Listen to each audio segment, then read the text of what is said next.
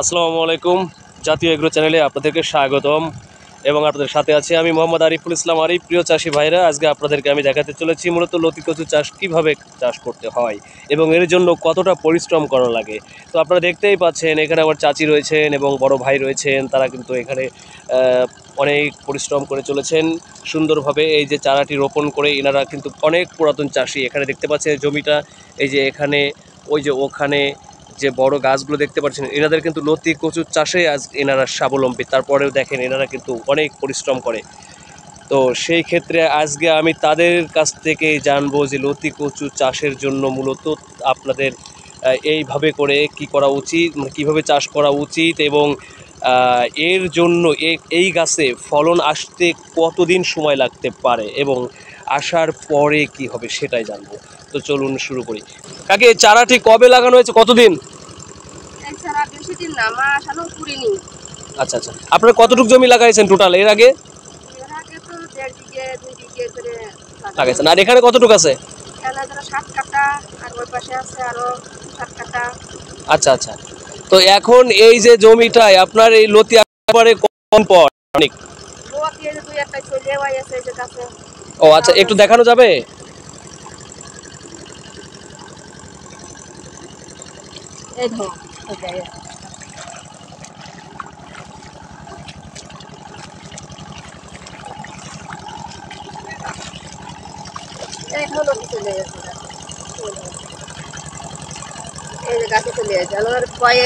লাগাইছি এক মাসে ছড়িয়ে। আচ্ছা, সব গাছের পুরো এরকম আইছে, ধরো কাটার উপরে আসি আইছে।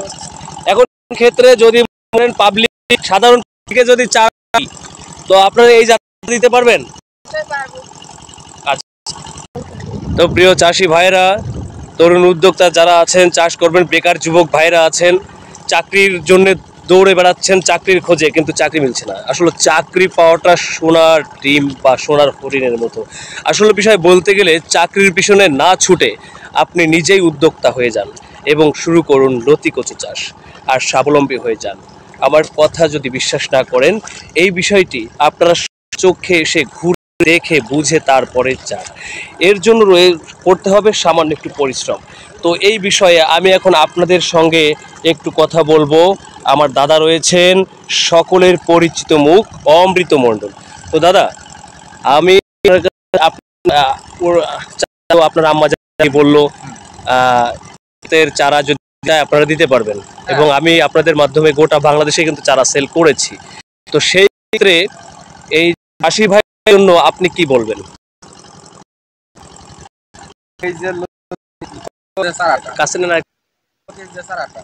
চারাটা আপনারা আমাদের কিন্তু পর্যাপ্ত পরিমাণ কিন্তু চারা কিন্তু মজুদ আছে জমিতে, প্রচুর চারা আছে। আপনারা চাইলে আমরা যখন তখন এই লতি কচু চারা কিন্তু আমরা দিতে তখন তখন। আচ্ছা, এখন যারা নতুন উদ্যোক্তা তারা কিভাবে চাষটি করবে সেটা একটু বলে দেন। সেটা চাষ করার কোনো বিষয় না, শুধু একটাই, এই জমিতে কোনো ঘাসের ব্যবহার নাই।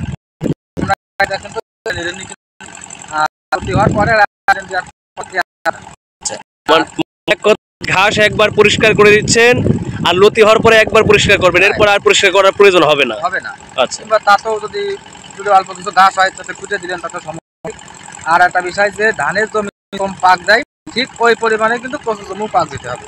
যেহেতু আমাদের এখানে অনেক ঘাসের জমি, যেহেতু আমরা 5 কেন করে চাষ দিই, এমন এমন জমি আছে 2 কেন কিংবা 3 কেন পাউডারতে কিন্তু চাষ দেওয়া হয়। দেওয়ার পরে এই জমিতে আমরা টিএসপি, ফসফেট এবং কি পটাশ আমরা কাদায় দিয়ে কিন্তু এটা কিন্তু আমরা চারাটা কিন্তু আমরা রোপণ করেছি। চারাটা বেশ কিন্তু আমাদের 1 মাসও কিন্তু হয়নি। প্রত্যেক গাছে লতি এখনো আইসে পারিনি, কিছু কিছু গাছে মানে লতি আইসে, আর সপ্তাহ 2 পরে কিন্তু প্রতি গাছে কিন্তু লতি দেখা দেবে। আচ্ছা, তা আর এই বিষয়টা কিন্তু লতি লাগানোর থেকে আপনার 1.5 মাস পরে কিন্তু অর্থাৎ বেশি এবং কি অত্যন্ত কড়া রোদের ভিতরে যদি পড়ে তাহলে কি লাগলো 2 মাস একটু লাগলো, এটাই।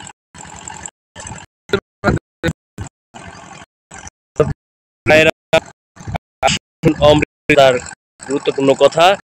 এখন আজকের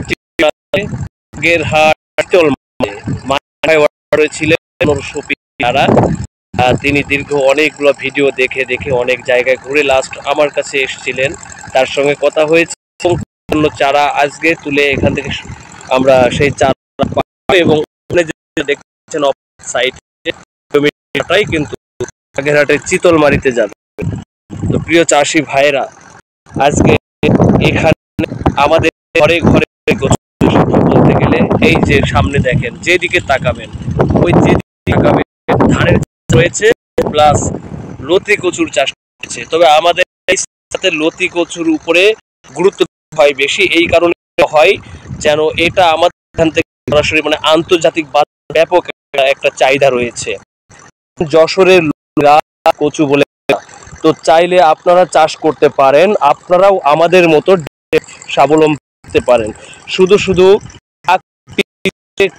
নাই, চেষ্টা চালিয়ে যাবেন, ভাগ্যে থাকলে হলো, না থাকলে নাই। কিন্তু লতি কচু চাষ আপনাকে ঠকাবে না, এই চাষ আপনাকে একদিন উঠিয়ে দেবে। যদি হয় আপনি এদিকে কোটিপতি হবেন, তবে সেটা বলতে গেলে বলতে যে আপনাকে বানালে না হয় বা আপনাকে অভাবগ্রস্ত করে রাখবে না, এ আপনাকে কিছু না কিছু দেবে। তো সেই ক্ষেত্র থেকেই বলতে চাই, আরেকটি কথা বলি, ধান চাষে আপনি যেমন লাভবান হবেন, লতি কচু চাষেই তার চেয়ে দ্বিগুণ বলতে। তো প্রিয় চাষি ভাইরা, আপনারা কিন্তু দেখছেন যে এখানে পানির যে ব্যাপারটি, পানি রাখতে হবে জমিতে। আমরা কিন্তু এই যে পানির ব্যবস্থা রয়েছে, ড্রেন প্রকল্প রয়েছে যেটা জমির পাশ দিয়েই জমিতেই ঢুকে যাচ্ছে পানি। তো এমনিভাবে দেখেন জমিতে সর্বসময় পানি থাকছেই, তো পানি রাখার ব্যবস্থাটা আগে করতে হবে জমিতে। আর চাষের জন্য আপনার একটু শ্রম, মন মানসিকতাটা অবশ্যই জরুরি। শুধু চাষ হবে না, চাষের জন্য চাই শ্রম। তো সবাই ভালো থাকবেন। আমার চ্যানেল নতুন হয়ে থাকলে চ্যানেলটি সাবস্ক্রাইব করে পাশে থাকা বেল আইকনটি বাজিয়ে দিন, তাতে গুরুত্বপূর্ণ চাষ যে কোনো পরামর্শ আপনারা সহজে এবং আপনাদের সমাধান করতে পারেন। তো শুরু হয়ে গেছে আমার যেই চারাগুলো যাবে সেটা পাচ্ছেন, আমরা জমি সরাসরি চারা তুলছি, দেখান।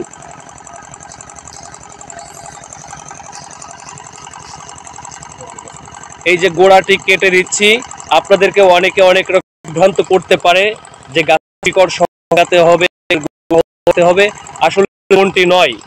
এখানে যারা পুরাতন চাষি তারা কিন্তু এখানে এমনি ভাবে লাগায়, দেখেন গাছের গোড়াটা ঠিক এভাবে করেই ছেটে নিতে হয়। একটু ছেটে দেখান, হ্যাঁ ঠিক এই যে এমনি ভাবেই। আর একটা বিষয় বলি, যত ছোট চারা লাগাবেন তত আপনাদের জন্যই ভালো। ছোট চারা দেখে কখনো অবহেলা করা যাবে না। দেখেন হাতে কিন্তু ওই হাতে দেখা যাচ্ছে বড় চারা, সেটি কিন্তু এখন হয়ে গেল ছোট চারা। তো এখন এখানে মূল কথা হচ্ছে ছোট আমরা ছোট করে দিই, এটা আপনাদের সুবিধার্থে। ভাবে সুস্থ থাকবেন, আল্লাহ হাফেজ।